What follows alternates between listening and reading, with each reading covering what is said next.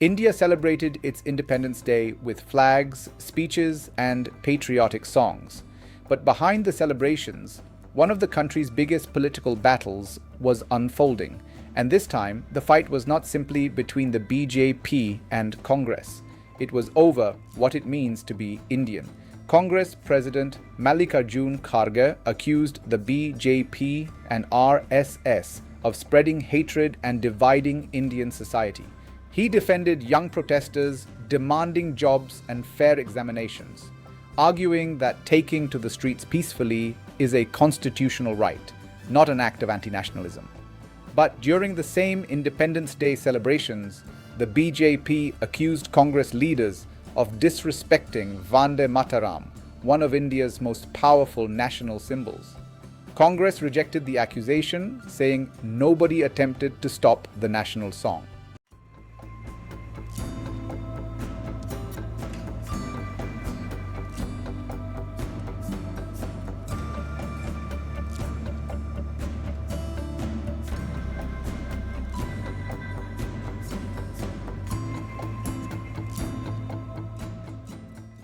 What looks like another political argument between two rival parties actually reveals something much deeper.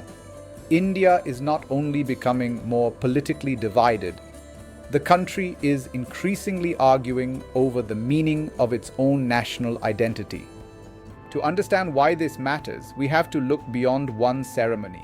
Independence Day carries enormous political weight in India because it connects the present to the freedom struggle, the constitution, and the idea of national unity. Congress traditionally emphasizes its historical role in that struggle and the legacy of leaders such as Nehru, Indira Gandhi, Bahadur Shastri, Rajiv Gandhi, and Manmohan Singh. The BJP places greater emphasis on nationalism, cultural identity, national symbols, and the civilizational history of India. Both parties claim to represent the nation, but increasingly, they are presenting very different visions of what that nation should look like. And that disagreement is now colliding with another major problem: India's frustrated youth. For millions of young Indians, government employment represents more than a career. It offers economic security, social status, and stability in a highly competitive economy. When students spend years preparing for recruitment examinations and then encounter alleged paper leaks, irregularities, or delays, frustration can quickly become political anger. Kharge used this frustration to attack the government. He argued that government policies had damaged the dreams of young Indians and contributed to a wider wave of youth movements. Most importantly, he defended Gen Z protesters and argued that citizens exercising their constitutional rights cannot automatically be labeled anti-national. That is a powerful political argument. Congress is trying to transform the youth employment crisis into a broader debate about democracy, accountability, and the right to dissent. The message is simple. India fought for freedom so that citizens could eventually have the right to question their government. And that argument creates a serious challenge for the BJP. If youth protests continue growing, the government cannot simply answer the protesters' demands. It also has to convince young Indians that criticism, dissent, and peaceful demonstrations remain legitimate parts of Indian democracy. But once protests become connected to patriotism, the country's national symbols inevitably become political weapons. And that is where this fight becomes much more explosive. The BJP's response came through the Vande Mataram controversy. BJP leaders accused senior Congress figures of failing to show proper respect during the national song. BJP leader Sudhanshu Trivedi argued that Congress leaders were not attentive during the ceremony, while spokesperson Pradeep Bhandari used even harsher language against the party. Congress rejected the accusation. Jairam Ramesh said there was no attempt to stop Vande Mataram. He explained that Kharge had already been standing for a considerable time, while Sonia Gandhi was discussing bringing him a chair. One moment. Two completely different interpretations. And that is precisely the problem. For the BJP, Vande Mataram represents national identity, the freedom struggle, and respect for the country. For Congress, the controversy represents an attempt to portray political opponents as unpatriotic. The argument therefore goes far beyond whether someone stood, sat, or moved during a song. It asks a much more uncomfortable question. Who gets to decide what patriotism looks like in India?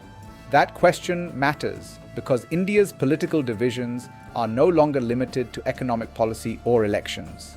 The national flag, Vande Mataram, the constitution, the freedom struggle, and even the meaning of dissent have become competing political narratives. And when two major political camps claim that the other side does not properly represent the nation, political disagreement can slowly become something much more dangerous. A disagreement over who actually belongs in the national story. That is why Kharge's speech went beyond the BJP's policies. He accused the BJP and RSS of creating hatred between communities and said Congress would continue to run its so-called Mohabbat ki dukaan, a shop of love. He also raised concerns about institutions including the Election Commission, judiciary, universities, investigating agencies, and media. These remain political allegations, and the material here does not independently establish them as facts. But politically, the strategy is clear. Congress wants to tell voters that India's problems are not simply about unemployment or government policies.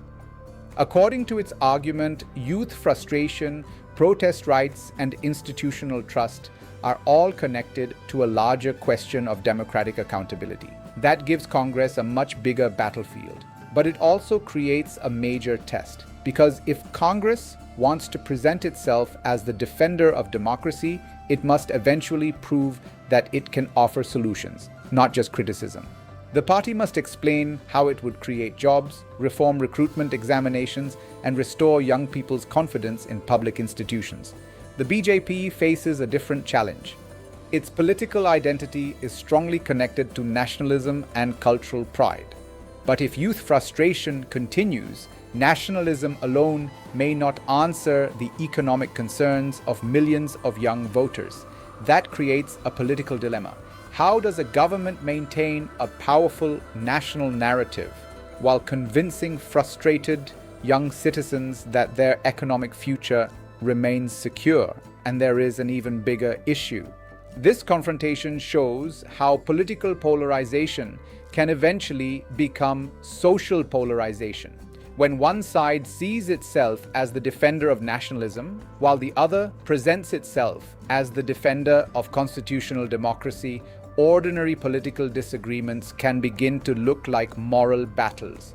One side can start viewing criticism as an attack on the nation, the other can start viewing nationalism as a tool for suppressing criticism. And once citizens begin seeing fellow Indians through those competing lenses, the political divide starts becoming a national divide. But perhaps the biggest question is not whether BJP or Congress wins the next political battle.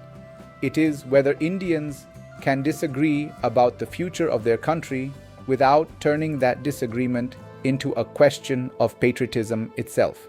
Because India was not created by one political party. It was built through a freedom movement, a constitution, and decades of competing ideas about what the republic should become.